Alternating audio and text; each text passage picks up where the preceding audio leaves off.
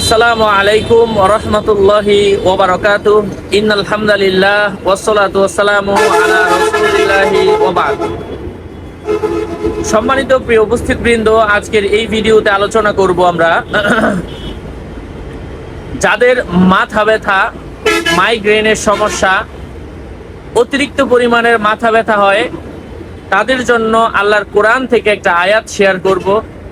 যে ছোট্ট আয়াতটা 3 বার পাঠ করে 3 বার মাথার মধ্যে ফু দিলে আল্লাহ পাক মাথা ব্যথা ভালো করে দেন। আমি সেই আয়াতটা শেয়ার করছি কোরআন হাদিসের আলোকে। আলোচনা বুঝতে সাথেই থাকবেন। যারা এখনো চ্যানেলটি সাবস্ক্রাইব করেননি, সাবস্ক্রাইব করতে ভুলবেন না।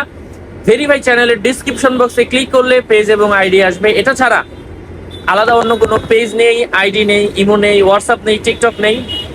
নাম ছবি দেখে বিভ্রান্ত হওয়া যাবে না। প্রত্যেক ভিডিওতে আলাদা আমি সাবধান করি, সতর্ক করি। যাই হোক, প্রিয় উপস্থিতবৃন্দ, মাথা ব্যথা ভালো করার জন্য কোরআনের ছোট্ট একটা আয়াত বলবো। মাথা ব্যথা ভালো করার জন্য কোরআনের ছোট্ট একটা আয়াত বলবো।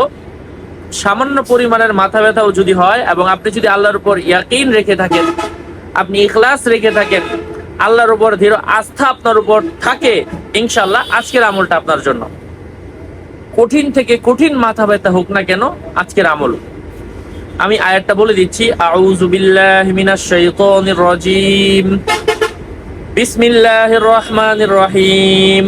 ওয়া'আদাল্লাহুল্লাযীনা আমানু ওয়া আমিলুস সলিহাতি মিনহুম মাগফিরাতাও ওয়া আজরান আযীমা।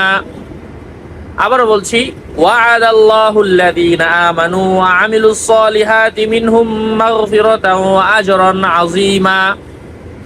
আবারও বলছি, ওয়া'আদাল্লাহুল্লাযীনা আমানু ওয়া আমিলুস সলিহাতি মিনহুম মাগফিরাতাও ওয়া আজরান আযীমা।